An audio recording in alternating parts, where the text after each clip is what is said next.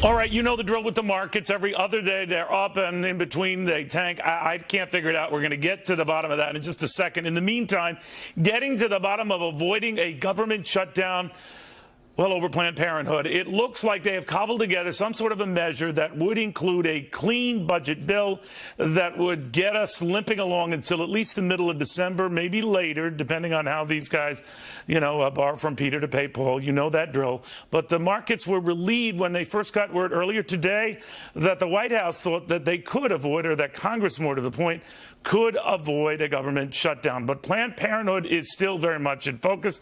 A hearing today talking about how they're going to defund it. Keep in mind, it gets a lot of automatic federal funding that can't be stopped by any such measure. Having said all of that, the debate over what to do is still front and center in Washington today. We're going to sort of pick apart what's at stake here. Bonnie Williams says you got to fund it. You may not like certain parts of it, but it is not worth junking the whole thing. Ashley Pratt says, oh, it is too worth junking the whole thing to fund it right now. And Katherine Timpf is here as well. She is pro-choice, but says, if Planned Parenthood is in the business of doing what it appears it is doing, there's no choice here but to get rid of it. So, Kat, you have the most interesting take on this, because your view is it has just lost its sort of foundation, right? Yeah, exactly. I am pro-choice, but at the same time, like with most things, I prefer a private solution, or a more private solution than right now with this big black hole of government funding, where we have Ms. Richards here making $520,000 a year. That has nothing to do with women's health. And then, of course, there are some things that have been showing up on videos and whatnot that do need to be looked into.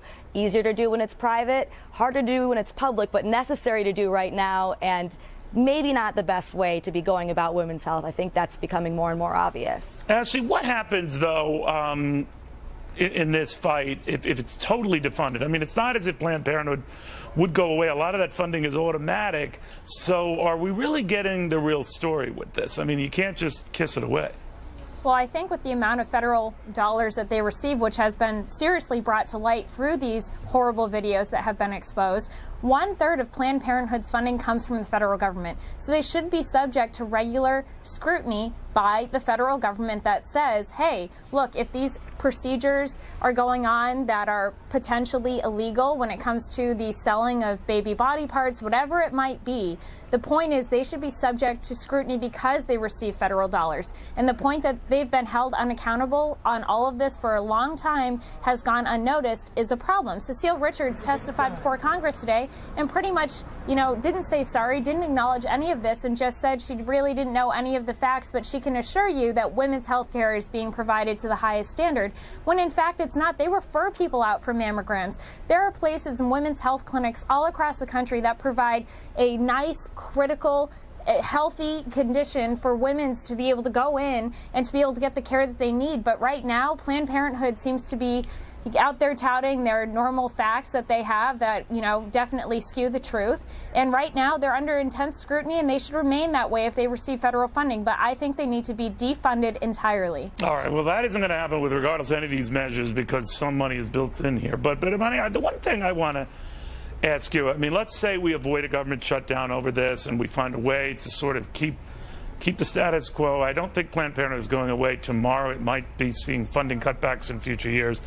But the fact of the matter is people are stepping back from this and saying, do we need it? And then if there are these alternative organizations that are doing everything but selling fetus parts, do you need it? What do you think?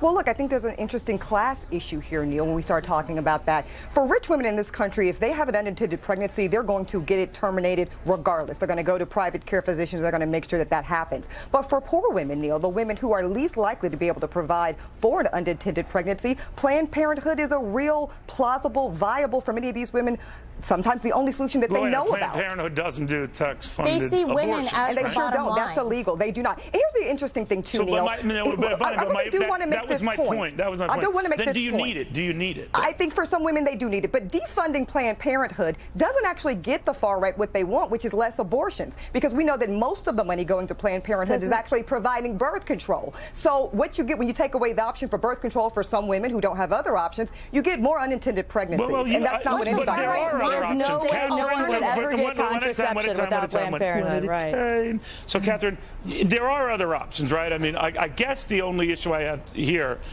do you think that, and this always plays out politically, Republicans risk alienating, going to the degree they would, to shut down the government? Some, not all.